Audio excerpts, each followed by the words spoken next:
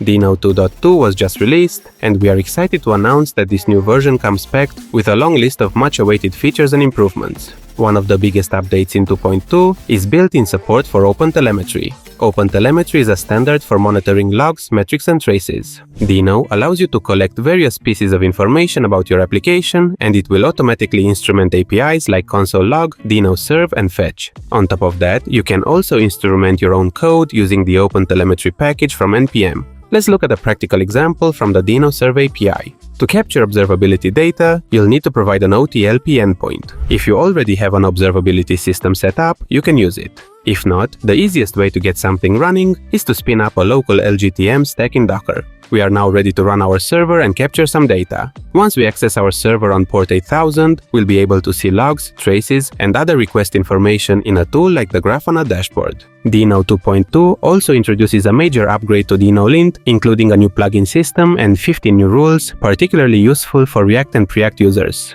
The biggest update to Deno Lint, however, is the ability to extend its functionality with a new plugin system. While there are many built-in rules, in some situations, you might need a rule tailored to your specific project. The plugin API is modeled after the ESLint plugin API, but it's not 100% compatible. But, in practice, we expect that some existing ESLint plugins will work with Deno Lint without issues. Let's look at an example.